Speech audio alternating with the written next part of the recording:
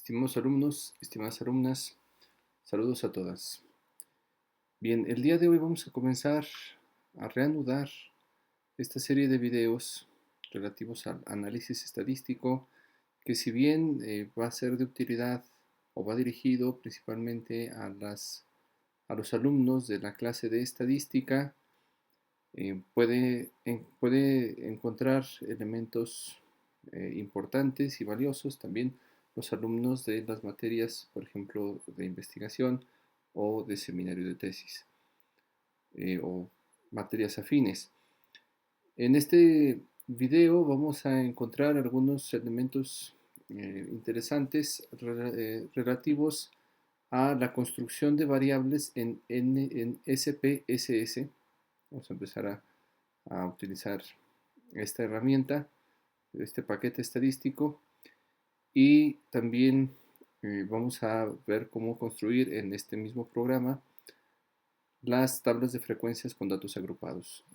Aquí mismo en el canal tenemos otro video en donde estuvimos revisando una tabla de frecuencias, pero con una variable de tipo cualitativa ordinal, en donde clasificábamos los valores de las categorías a partir de la presencia de alumnos en diferentes aulas.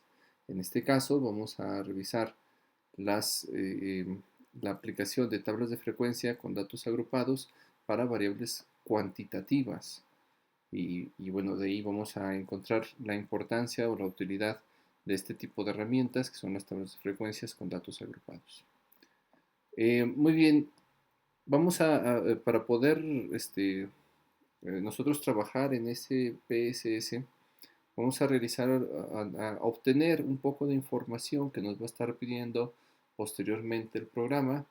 Primero vamos a realizar esta información para posteriormente vaciarla, ¿verdad?, en el análisis estadístico, para poder nosotros realizar nuestro análisis estadístico en el SPSS.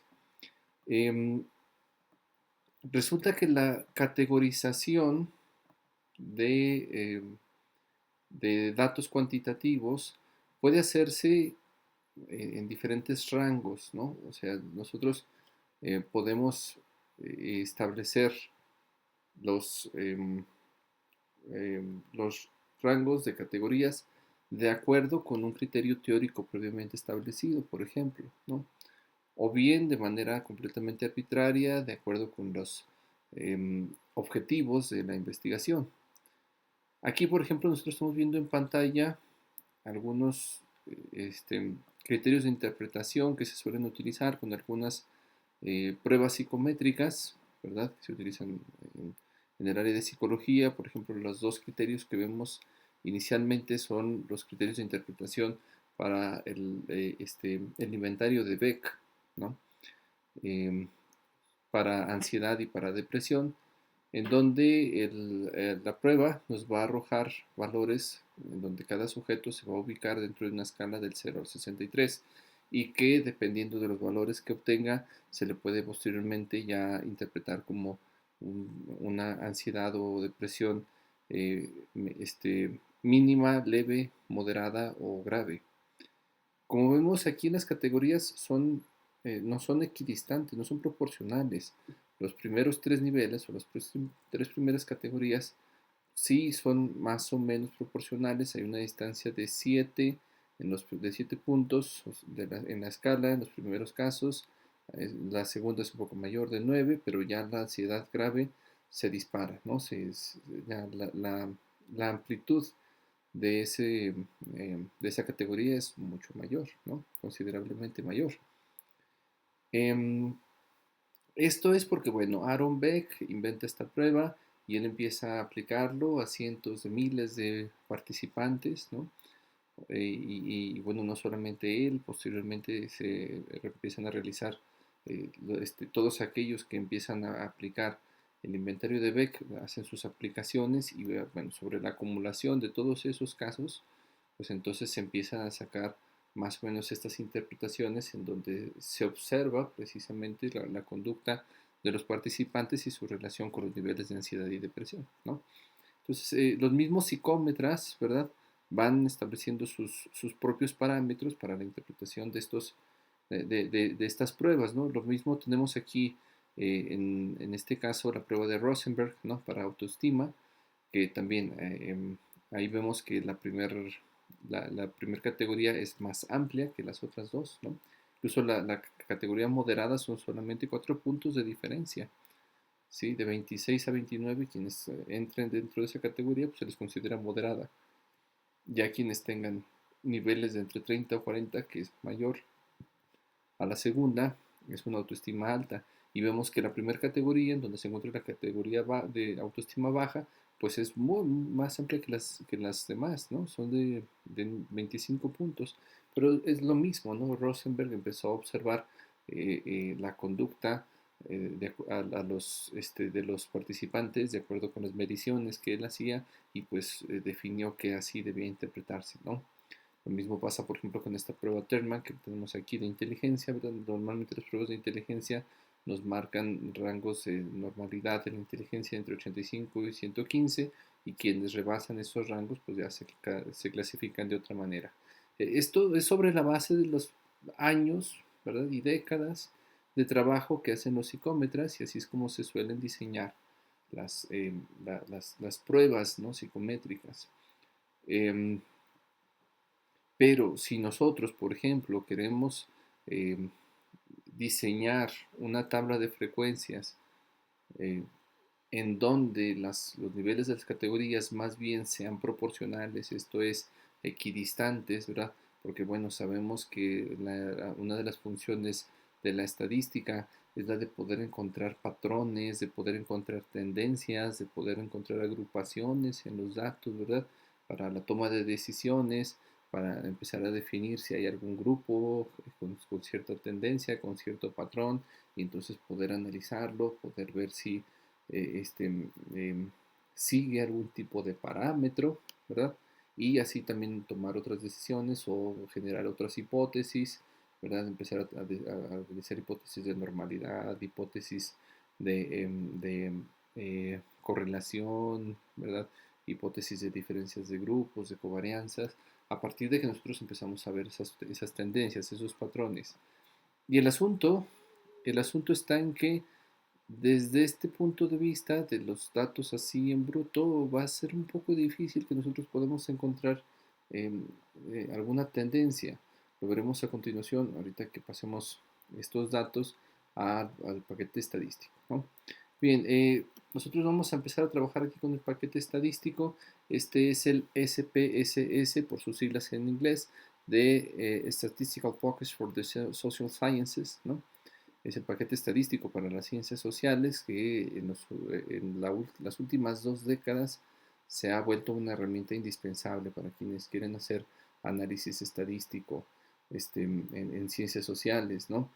Es un programa actualmente ya comprado y diseñado por IBM y a partir de la versión 17, ¿no? Me parece. Em, y que bueno, cada vez su uso es más difundido.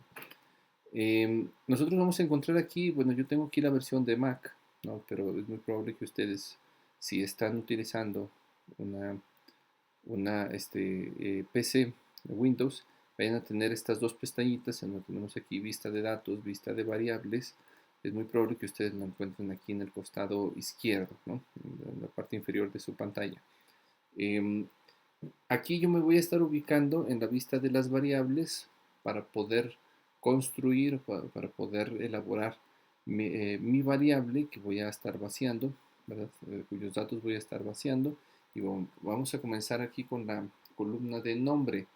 En esta columna de nombre nosotros tenemos que incorporar un nombre que sea breve, ¿sí? Y sin espacios. En este caso, bueno, si la variable es, como tenemos aquí, el coeficiente intelectual, ¿verdad? El CI o también por sus siglas en inglés es IQ, ¿verdad? Intellectual Coefficients, Coefficient. Entonces, nosotros podemos poner aquí un nombre corto, ¿no? Por ejemplo, IQ, ¿sí? O IQ, y bueno, aquí se nos empiezan a desplegar otros datos. En la columna tipo se nos va a abrir aquí una ventanita. Esta ventana tipo o esta columna de tipo se refiere a la función o al tipo de dato que va a tener la variable, ¿no? Se parece mucho a esta función que tenemos acá en el Excel, en donde también clasificamos el tipo de casilla que va a tener ese dato que va a estar ahí, ¿no? Se parece mucho a esto. Aquí nosotros tenemos numérico, que eso significa, bueno, que vamos a vaciar finalmente un dato numérico. Coma se refiere por si los decimales los queremos con una coma o con puntos, ¿verdad? Aquí tenemos estas dos opciones para una notación científica en donde empezamos a manejar una serie de datos, a lo mejor muchos decimales o una serie de datos ya potenciados, ¿no? Ya con exponenciales. Em, Fecha, si queremos que la casilla se comporte como una fecha, como una moneda dólar o moneda personalizada, y cadena, ¿verdad? Si queremos que, esto se utiliza principalmente cuando utilizamos variables cualitativas y queremos enlazar unos valores semánticos con otros, ¿no? De momento vamos a utilizar la que está por default aquí con numérico. Anchura se refiere al número de dígitos que va a permitir acá mi ventana de datos, ¿no? Mi casilla de datos. Si yo le pongo solamente, si yo lo reduzco a 2, por ejemplo, ¿sí? 2 datos, pues solamente me va a permitir, perdón, solamente me va a permitir incorporar 2 datos, ¿no? En caso de que yo le pusiera 2 datos o le variara de alguna manera. Nosotros le vamos a dejar aquí la que está por default en 8, ¿no? Decimales en este caso, como los datos originales de nuestro ejemplo, aquí suponemos que aplicamos una prueba de inteligencia a 400 casos, ¿verdad? A 400 personas, no, perdón, a 120 personas. Aplicamos una prueba de inteligencia a 120 personas, tengo 120 datos, eh, y me arrojó un coeficiente intelectual de cada uno de los participantes en números enteros, pues entonces, como yo no tengo ahí decimales, voy a dejarle en números enteros, ¿no? Entonces voy a reducirle aquí a 0 decimales. Y en etiqueta esta parte es importante. En etiqueta nosotros vamos a ponerle el nombre de la variable completo, como esperamos que aparezca en los análisis y las representaciones que nos construya SPSS. Entonces aquí sí tenemos que ser muy claros y completos con el nombre que va a tener nuestra variable. Yo le voy a poner coeficiente intelectual, tal cual, ¿no? El nombre de la variable. Aquí en valores, los valores que uno incorpore van a ser los valores que van a tener, por ejemplo, las variables cualitativas, ¿no? Como era el caso de la variable del video anterior. Si yo quiero que, por ejemplo, 1 termine correspondiendo o valiendo para aula A, 2 para aula B y así sucesivamente, ¿verdad? Pues aquí puedo ir incorporando esos valores. En este caso, como se trata de una variable cuantitativa, no voy a requerir estos valores, ¿no? Em, Aquí en la columna de perdidos, normalmente esto lo utilizamos porque muchas veces cuando estamos haciendo una medición estadística aplicamos algún tipo de instrumento, ¿verdad? Y al aplicar el instrumento, de pronto nosotros solemos, o puede ocurrir que al momento de que los participantes lo contesten, se les vaya algún espacio sin contestar, no se les olvide, se les cuide, no simplemente no quieran contestarlo, ¿verdad? Nosotros no nos demos cuenta, pero al momento de vaciar los datos, le tenemos que decir al programa que pues ahí falta algo, ¿no? Que ahí hay un dato perdido, que nosotros no alcanzamos a recabar esa información, entonces podemos ponerle, por ejemplo, aquí en datos perdidos discretos, y le vamos a poner una cifra que sea muy poco probable que nuestro análisis nos arroje. Por ejemplo, en este caso, en el IQ son 3 dígitos, lo que mayormente nos puede arrojar. Entonces yo le voy a poner, por ejemplo, 999, ¿no? Cada vez que yo tenga un dato perdido, le voy a poner ahí en esa casilla 999, ¿no? Esta cifra de 999 o 9999 y así sucesivamente, ya es casi que un estándar que suelen utilizar los estadistas para poder interpretar los datos perdidos, porque pues es una cifra poco probable de que aparezca, ¿no? En el caso de este ejemplo que estamos utilizando, estamos utilizando esta plantilla de Excel, que normalmente así nos suele arrojar, por ejemplo, los instrumentos cuando los aplicamos con herramientas como por ejemplo Google Forms, que yo les recomiendo que hagan sus análisis estadísticos o su aplicación de instrumentos, lo hagan mejor a través de estas herramientas, porque cuando clasificamos nosotros, ahí, cuando estamos diseñando nuestro instrumento digital, podemos pedir en la casilla que sea un dato que sea obligatorio contestar, ¿verdad? Un reactivo que sea obligatorio y así evitamos los datos perdidos, ¿no? Entonces, bueno, como en este ejemplo nosotros tenemos la serie completa, no hay datos perdidos en esta ocasión, ¿verdad? Si ustedes eh, capturan los datos a mano o en papel, por ejemplo, pues sí es recomendable que utilicen datos perdidos. En este caso, como no tengo datos perdidos, pues no, tampoco lo voy a estar manejando. Esta sección de columnas se refiere al ancho que van a tener las columnas acá en la visión de datos. Si yo le pongo ahí, por ejemplo, 24, pues vemos aquí que ya aumentó una columnota en el IQ, ¿verdad? Es, que tanto quiero que visualmente tenga la columna. Le vamos a dejar la configuración que tiene por default en 8. La alineación es donde queremos en la casilla que aparezca. Si queremos que aparezca cargado hacia la derecha, hacia la izquierda o centrado. Aquí en medida es donde sí le vamos a poner, como se trata de una variable cuantitativa, aquí nosotros vamos a seleccionar la opción que dice escala. Y finalmente acá donde tenemos rol, esto significa cuando estamos haciendo, por ejemplo, aplicando estadísticos de correlación o de diferencia de grupos o de covarianzas, o cuando estamos haciendo análisis experimentales, si nosotros queremos que nuestra variable juegue un rol o un papel de una variable independiente, o queremos que sea, esto es para entrada, ¿verdad? O queremos que sea una variable dependiente, ponemos la opción de objetivo. Si queremos que juegue ambas opciones, ¿sí? Okay, vamos, por ejemplo, cuando son correlaciones bivariadas, ¿verdad? Y en donde, bueno, lo que queremos es precisamente medir la correlación de una variable hacia otra y viceversa, ¿verdad? O si no queremos que juegue ningún rol. En este caso vamos a dejarle el valor de entrada que tiene por default, ¿no? Solamente tenemos una variable, no es necesario establecer ahorita un rol de una variable hacia otra, ¿no? Y bien, aquí cuando tendríamos ya completa nuestra variable, ya aparecería aquí nuestra visión de los datos.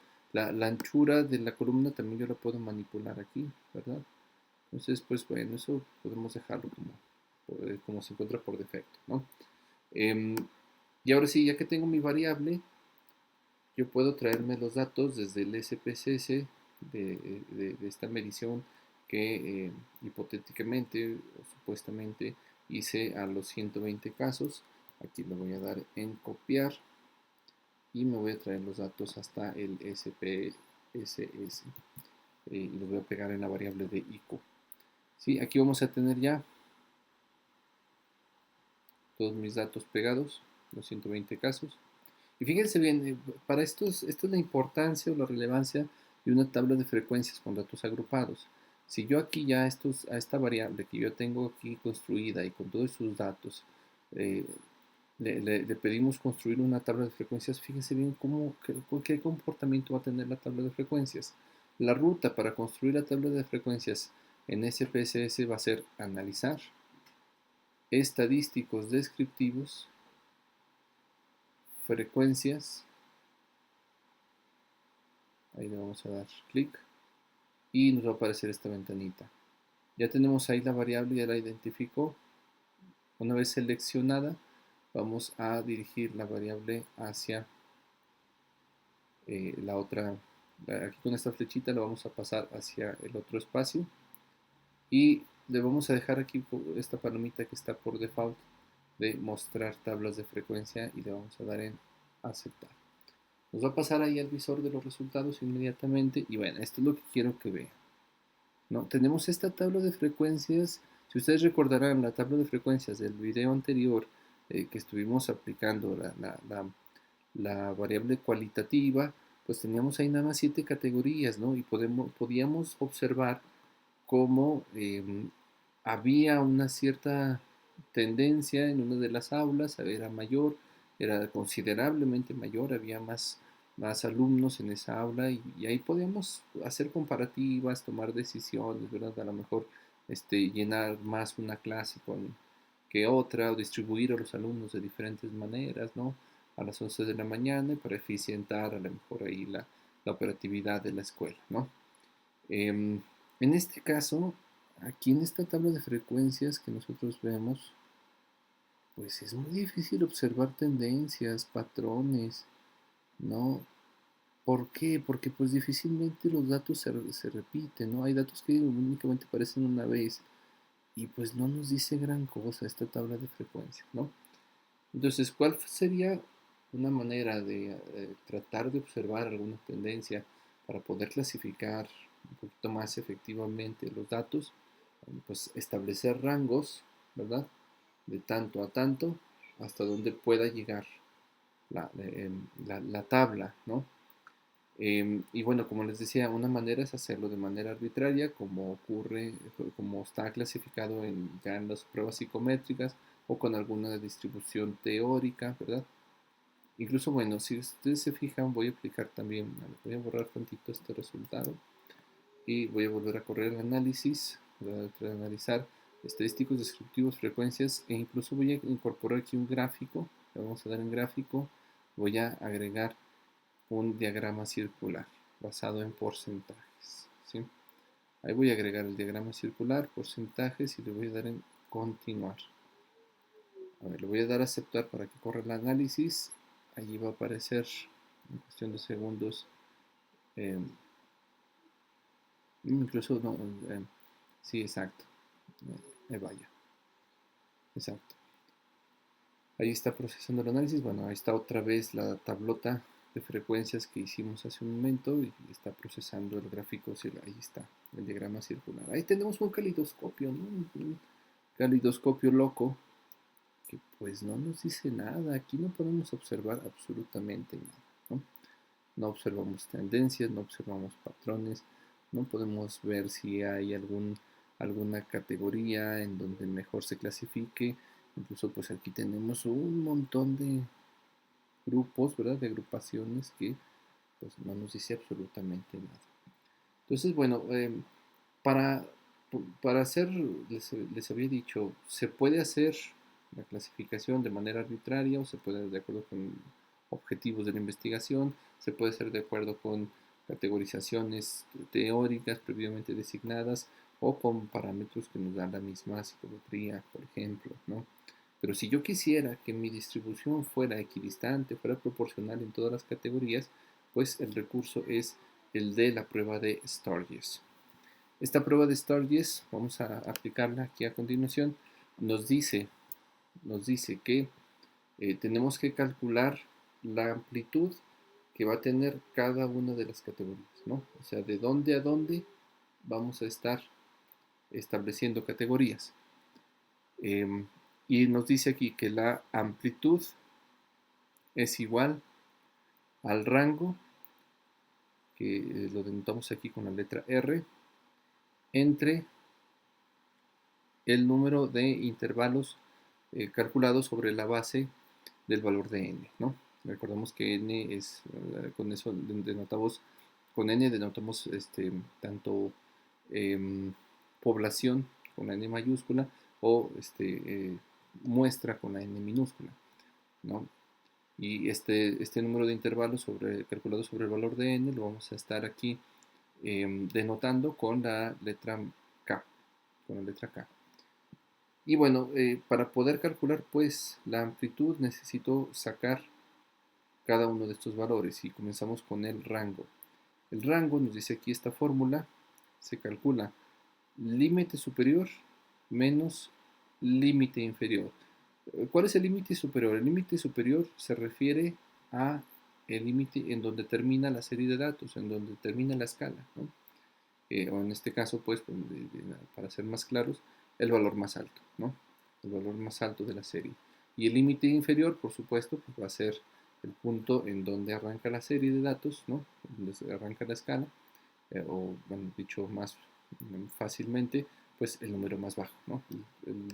El número más alto menos el número más bajo. Y bueno, vamos a calcularlo aquí. Vamos a ponerle igual a límite superior.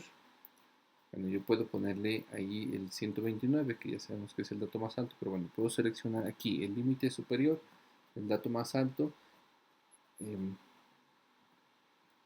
menos, voy a poner menos el dato más bajo, ¿sí? Y le damos Enter. Ahí está, el rango tiene un valor de 49. Yo ya había ordenado previamente la serie original, ¿verdad? Yo ya la tenía ordenada aquí, pero bueno, a lo mejor si ustedes utilizaron un Forms, un cuestionario de Forms, a lo mejor les dio todo desorganizado como lo tengo aquí, ¿no? Si ustedes quieren, a mí me sirve tenerlo ordenado, ¿verdad? Porque bueno, eso me sirve a mí, por ejemplo, para identificar el límite superior, el límite inferior, o por ejemplo, si después quiero calcular, por ejemplo, una prueba de normalidad, tipo la prueba de normalidad de Gauss, y yo necesito que queden ordenados, porque con eso puedo hacer una representación gráfica para ver si se forma hasta cierto punto la campana, pues ahí puedo emplear, ¿no?, los datos ordenados. Pero si ustedes quieren ordenarlos aquí en Excel es muy simple. Se puede aquí, por ejemplo, seleccionar toda esta serie de datos, ¿verdad? En este caso le doy copiar, ¿sí? Los voy a volver a poner aquí en las ordenadas, ¿no? Voy a dar pegar. Ustedes ahí ven los datos todos desordenados, ¿verdad? Ya se me copió aquí los datos todos desordenados. Pero para que se ordene, me voy a ir aquí arriba donde está este botoncito que dice que tiene una A y una Z con como embudo que se llama ordenar y filtrar. Le voy a dar clic y le voy a pedir ahí que ordene de menor a mayor. Me va a preguntar que si quiero ampliar la selección, es decir, que si quiero que ordene también las casillas que están a los lados.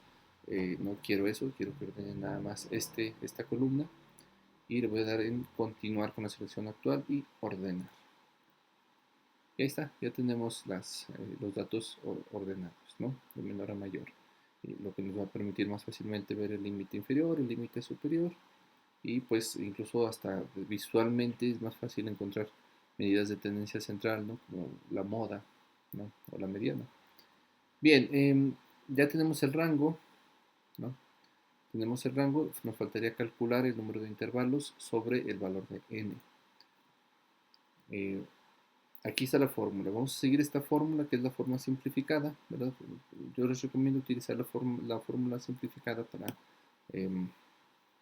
para que no se les dificulte más el trabajo. Nos dice aquí la fórmula simplificada que para poder calcular el número de intervalos que vamos a aplicar para que sea proporcional en una serie de 120 datos, que es la que estamos manejando aquí, es igual a 1, vamos a copiar todo tal como está ahí, 1 más 3.322 a la logaritmo de n, dice ahí. Entonces le vamos a poner le vamos a escribir log, ahí nos va a aparecer automáticamente estas opciones de función en Excel. Vamos a seleccionar la que dice ahí log, ¿sí? Le damos doble clic y le vamos a poner, nos pide ahí como dato un número, ¿verdad? Ese número que le estamos pidiendo es el logaritmo de n, el logaritmo de de la muestra, del tamaño de la muestra, ¿no? Que en este caso, pues nosotros ya sabemos que es 120. Podemos seleccionar aquí este 120, ¿verdad?, que tenemos aquí, o bien es lo mismo que nosotros, por ejemplo, pongamos aquí el 120, ¿no? Es el valor de n, finalmente. Es el número de datos que tenemos, o el tamaño de nuestra muestra o de nuestra población. Entonces ahí ya tenemos la fórmula completa y le vamos a dar Enter. Lo que nos está indicando aquí esta fórmula, o este resultado, es que para hacer proporcional la medición de una serie de 120 casos, debemos de seleccionar o desarrollar 8 categorías, ¿sí? Bueno, algunos algunos metodólogos recomiendan que nuestras tablas de frecuencias tenga un número impar de categorías, ¿no? Eso puede ser, utilizarse, por ejemplo, para poder hacer histogramas y que sean equidistantes también, ¿no? Bueno, en este caso nosotros vamos a trabajar con el resultado que nos dio la regla de Sturges, ¿no? Y vamos a utilizar las 8 categorías que nos arroja aquí, ¿no? Pues bueno, le vamos a poner ahora sí, la amplitud es igual a 49 entre 8 categorías. Pónganlo así a mano, no seleccionen las casillas, ¿verdad? Porque les va a dar otros valores. Vamos a seleccionar así tal cual el rango, que en este caso es 49, entre 8 categorías. Le vamos a dar Enter. Perdón, tiene que ser, no, que no se les olvide nunca eh, este, poner el igual, no hagan lo que acabo de hacer yo, ¿no? Siempre pongan, para que les dé la fórmula, pongan igual a 49 entre 8 categorías y ahí nos tiene que dar la amplitud que debe tener cada uno de las casillas o categorías de la tabla de frecuencia. Bueno, aquí nos dice que la distancia que debe tener cada una de las categorías es de 6.125, ¿no? Ya teniendo todos estos datos, bueno, nos va a faltar aquí el primer punto de corte. Estos son datos que nos va a estar pidiendo, todos estos datos nos los va a estar pidiendo el SPSS al momento de em, eh, categorizar, ¿verdad? Por rangos. Ahorita vamos a ver cómo se hace. El primer punto de corte se refiere a el lugar en donde acaba la primera categoría, ¿no? O donde acaba esa primera categoría y empieza la segunda. ¿Cómo vamos a calcular ese primer punto de corte? Entonces vamos a ponerle aquí igual a el límite inferior, o sea, el dato más bajo, ¿no? En este caso es 80 más la amplitud, ¿sí? Y ese va a ser nuestro primer punto de corte, 86.125. Ahora sí, con todos estos datos ya podemos ahora sí pasarnos a nuestro SPSS para poder hacer nuestra categorización, ¿verdad? Por rangos. La ruta es transformar, vamos a dar aquí en transformar, vamos a irnos a agrupación visual, esta es la opción, agrupación visual. Ahí tenemos la variable, la vamos a pasar hacia el lado derecho para que pueda formarse y le vamos a dar en continuar. Bien, aquí se nos va a abrir esta ventanita. Lo primero que tenemos que hacer es renombrar. Recordemos que en la columna de nombre, ¿verdad? Del SPSS vamos a poner nombres cortos, nombres sin espacios además, ¿no? Que son los que van a aparecer en la vista de datos y es nada más para control mismo del investigador. Le vamos a poner en este caso el nombre de IQA Group, ¿sí? Para identificarla de la variable IQ en bruto. Bien, y ahora nos vamos a venir aquí a crear puntos de corte. Aquí está. Bien, y aquí es donde vamos a vaciar eh, los datos que acabamos de realizar con la regla de Sturges en Excel para que las categorías sean proporcionales y equidistantes. Nos pide el primer dato. Primera ubicación del primer punto de corte. Primera ubicación del punto de corte. Aquí recordamos en Excel que nos daba, era 86, perdón, era 86.125, si no mal recuerdo, ¿no? Sí, en efecto, 86.125 es nuestro primer punto de corte, entonces vamos a poner aquí 86.125. Cuando me pase la siguiente casilla, pues me lo convierte a un número entero. ¿Por qué? Pues porque yo le quité al momento de configurar mis variables, yo le quité los números decimales, ¿no? Entonces por eso automáticamente me lo convierte en un número entero. Pero el programa va a interpretar, ¿no? El mismo programa va a hacer sus análisis y no nos preocupemos por ello, ¿no? Em, números de puntos de corte. Bien, aquí nosotros vemos eh, la fórmula para poder calcular este número de puntos de corte es K menos 1. ¿Sí? O sea, si a nosotros, por ejemplo, en el cálculo de los puntos de corte, perdón, del número de categorías nos dio 8, ¿verdad? Que fue lo que calculamos. Pues entonces es 8 menos 1 es 7, ¿no? Entonces el número de puntos de corte le vamos a pedir que sean 7 puntos de corte. Y la anchura, pues aquí el dato es la amplitud que habíamos calculado, ¿no? Que habíamos dicho que la amplitud es de 6.125. Pues aquí le vamos a poner en la anchura 6.125. Ahí nos está diciendo, última ubicación del punto de corte. Esto es dónde va a comenzar la última categoría, ¿no? O sea, nuestra última categoría se supone va a ir de 123 a 129, que es el último dato, ¿no? Entonces, sí, tiene que ser, ¿no? Más o menos este punto, ¿no? 123. Le vamos a dar en aplicar y aquí ya nos está creando todos los puntos de corte, ¿no? Aquí tenemos estas líneas, la primera roja, que es el primer punto de corte, y las de arriba, que vemos que tiene de hecho una relación equidistante, ¿verdad? Ninguna es más gruesa que la otra. Son valores muy similares. Entonces, bien, ya que tengo aquí es muy importante, ya que tengo mis puntos de corte, ¿verdad? Es muy importante que yo también le establezca las etiquetas, porque cuando yo saque mi tabla de frecuencias va a salir con esos nombres, ¿no? Entonces, bueno, puedo basarme aquí ya en estos números que me está arrojando. Ahí va a ser donde va a estar cada punto de corte. Recordamos que el primer dato era em, de 80, ¿verdad?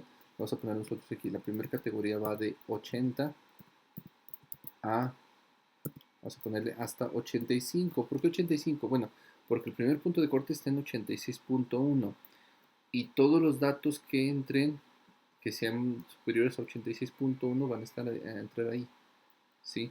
Si yo le pongo aquí 86 y el siguiente también 86, ¿en cuál de las dos categorías va a entrar? No lo vamos a saber. Por eso lo dejamos aquí de 80 a 85, ¿no? El siguiente sería de 86 a 91. Siguiente de 92 a 97. Siguiente de 98 a, en este caso ya le puedo poner 104. ¿Por qué? Porque ya ese siguiente punto de corte se redondea, si lo redondeamos, ¿verdad? Ya sube hasta 105. Entonces aquí podemos poner de 98 a 104. Siguiente de 105 a, en este caso también le puedo poner 110 porque ya ese otro punto de corte redondeado sube hasta 111, ¿verdad? Entonces le podemos poner aquí de 111 a, también le puedo poner aquí 116 porque ya redondeado sube, y luego aquí de 116 a 122. Y aquí, en efecto, ¿se acuerdan que cuando estábamos creando los puntos de cortes nos dijo que el último punto de corte estaba en 123? Y es correcto, ¿no? Va a ser de 123 a el último dato, el límite superior, que era 129, si se acuerdan, ¿no? Y aquí esas etiquetas van a aparecer para las categorías de nuestra tabla de frecuencia. Vamos a ver, le vamos a dar aquí en aceptar. Le pedimos aquí aceptar y nos va a decir, a ver, vamos a aceptar, ahí está, nos dice, las especificaciones de agrupación crearán una variable. Es exactamente lo que nosotros queremos, ¿no? Que se den estas agrupaciones y que nos lo represente en una variable nueva. Bueno, nos pasó aquí la hoja de comentarios de resultados porque aquí nos indica qué fue lo que hizo, ¿no? La creación de esa nueva variable. Si nos pasamos a la vista de los datos, aquí vamos a tener ya nuestra variable, ¿verdad? No, es que se representa aquí en una variable ordinal, ¿sí? Y nos dice este dato en cuál de los grupos se clasificó, ¿no? El primer caso, que está en 102, nos dice que se clasificó dentro del grupo de 98 a 104, ¿no? Este que es 115 se agrupó dentro del grupo de 111 a 116, este que es de 99 se agrupó dentro del grupo de 98 a 104. Ya no los incorporó todos, ¿no? Absolutamente todos. Puede ser que a muchos de ustedes les aparezca aquí esos puntitos, estos cuadritos, perdón, estos numeritos, que no les aparezca la categoría. Bueno, si quieren que aparezca la categoría, es muy simple. Nos vamos a este botón donde tengo acá ubicado mi cursor, ¿verdad? Y ahí en ese punto que se llama etiquetas de valor, nosotros le damos clic y ahí nos flipea, ¿no? Nos switchea del, la representación numérica a ya la categoría, el nombre de la categoría como tal. ¿Sí? Bien, y ahora sí, ya que tenemos esta variable agrupada, ahora sí va a ser más fácil que nosotros podamos realizar una tabla de frecuencias con datos agrupados. Nos vamos aquí a analizar, le vamos a dar a estadísticos descriptivos nuevamente, frecuencias, nos vamos a traer la variable cualitativa en bruto, no nos va a servir de momento, y vamos a seleccionar la variable eh, ordinal, ¿no? Seleccionamos la variable ordinal, la pasamos al lado derecho, vamos a dejarle por default esta mostrar tablas de frecuencia que tenemos aquí, e incluso bueno, podemos volver a realizar nuestro gráfico circular. Ahorita también hacemos un histograma, ¿verdad? Con polígono de frecuencias para que vean cómo también pues, se ven ciertos patrones de normalidad posibles, ¿no? O hipotéticamente posibles. Y vamos a construir ese gráfico circular, le vamos a dar en continuar y ahora sí, le damos en aceptar y vemos ya nuestra tabla de frecuencias en otro sentido. No se parece mucho más a la tabla de frecuencias que hicimos con el video anterior, en el ejercicio anterior, también lo hicimos en clase, ¿no? Y aquí vemos ahora sí una tendencia, ¿no? Hay un grupo que es mucho más numeroso, el grupo de 105 a 110. De hecho, sumados las dos categorías, la que va de 98 a 104 y la de 105 a 110, pues son las más numerosas. Y es que sí, si vemos por ejemplo acá la prueba o los valores de interpretación de Rosenberg, no de Rosenberg, no, perdón, de Terman, podemos ver cómo en efecto las inteligencias, el rango normal o la inteligencia normal, o sea, lo que la mayor parte de la gente manifiesta es esos rangos entre 85 y 115, más o menos se corresponden, ¿verdad? A lo que la interpretación de Rosenberg dice y aquí nuestra tabla de frecuencias, ¿no? Hay una cierta correspondencia. Vemos cómo los grupos menores o los puntos extremos, ¿sí? Los que tienen números más bajos en el coeficiente intelectual o más altos, pues aquí tenemos en el más bajo solamente dos casos, en el más alto un solo caso, ¿no? Entonces, bien, y aquí vemos ya la distribución, pero en el gráfico circular. Si nosotros, por ejemplo, a ver, vamos ahora a realizar, nos vamos a ir aquí nuevamente a analizar estadísticos descriptivos, frecuencias. Bueno, como lo que quiero es realizar nada más el gráfico, ya tengo la tabla de frecuencias, voy a quitarle aquí la palomita que está por default y en gráfico me voy a venir al histograma, no se les olvide dejar la curva de normalidad, ¿sí? Mostrar curva de normalidad del histograma también, o lo que también llamamos polígono de frecuencias. Le damos en continuar y le vamos a dar en aceptar. Y vamos a ver. Ahí está, fíjense bien. Esto está interesante, ¿verdad? Eh, podemos aquí incluso lanzar un supuesto de normalidad, ya cuando veamos parametría, por ejemplo, ¿no? Podemos aquí arrojar un supuesto de normalidad, ¿verdad? Dado que gran parte de los valores de las columnas azules se encuentran dentro de la curva de normalidad hipotética, ¿no? Ese polígono de frecuencias que nos marca así la curva de normalidad, pues es una distribución, eh, este, em, una distribución hipotética, ¿no? Algo muy similar a lo que nos calcula o correspondiente a la representación que nos da, por ejemplo, los valores de bondad de ajuste, como es el caso, por ejemplo, de chi cuadrado, ¿no? Em, pero bueno, aquí esta representación nos permite abonar evidencia para poder realizar la hipótesis de normalidad, ¿no? Bueno, retomaremos esta idea de la normalidad y de las hipótesis de normalidad cuando veamos también estadísticos descriptivos, ¿no? De momento, bueno, hasta aquí llegaría nuestro video en la realización de la tabla de frecuencias, ¿verdad? Y en la siguiente, si, si por ejemplo alguien no es de la clase, ¿verdad? De la clase de estadístico, de las otras clases, y por ejemplo quieren que veamos en un video posterior la realización de tablas de frecuencia con datos agrupados en Excel, se puede hacer en Excel. Es un poquito más laborioso, pero se puede realizar en Excel. Déjenlo acá en los comentarios, ¿no? Lo dejen en los comentarios. Y si, digamos, bueno, tenemos por lo menos unos 30 comentarios donde soliciten la tabla de frecuencia con datos agrupados construida en Excel, pues a lo mejor podemos hacer un video, ¿no? Bien, por hoy sería todo. De momento me dio mucho gusto saludarlos y hasta la próxima. Bye.